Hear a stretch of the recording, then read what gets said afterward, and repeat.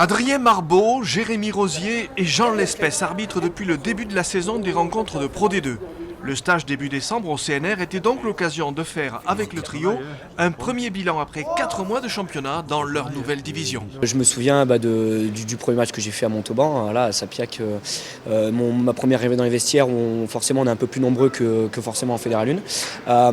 Et puis après il y a un autre match auquel je me souviens, c'est le premier match télévisé que j'ai fait cette année entre Oyonnax et Perpignan, où même si voilà, sur le contenu il y avait des choses que j'aurais pu faire différemment et peut-être un peu mieux, j'ai forcément pas mal d'images dans la tête qui puissent me permettre de progresser pour la suite.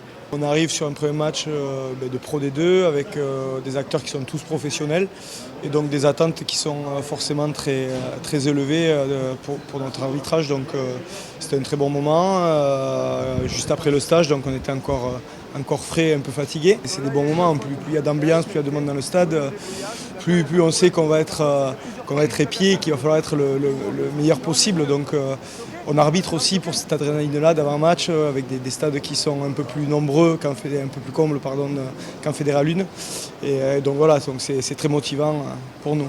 Il y a plus de monde, il y a plus de pression, tout le monde nous attend au tournant, les joueurs, les entraîneurs. Voilà, mais c'est quand même du plaisir, beaucoup de plaisir. On se rend compte qu'on a beaucoup de chance d'y être. Voilà, quand on va dans les stades comme à Béziers, à Angoulême, partout qu'il y a du monde, qu'il y a beaucoup d'ambiance, et on se dit bon, mais là je m'échauffe, dans 10 minutes c'est moi qui suis au milieu. Bon, voilà, on nous aurait dit ça il y a un an, on aurait signé de suite, donc c'est magique de vivre ces moments-là. La sensation d'équipe, avant de rentrer sur le terrain avec les juges de touche, les arbitres d'en but, 4 et 5, bon, voilà, on est nombreux, donc on a l'impression d'être une équipe. Voilà, et puis on ne doit pas faire d'erreurs, on dépend les uns des autres. Mais c'est surtout le sentiment que le travail en équipe doit primer sur le travail en fait, individuel de l'arbitre, même si bien sûr l'arbitre central reste le dernier décideur en fait, sur la faute ou pas. Je crois qu'on se connaît tous, on est tous des arbitres de centre et souvent on a l'habitude de faire... donc quand on n'est pas arbitre de centre, on fait la touche aussi les uns pour les autres.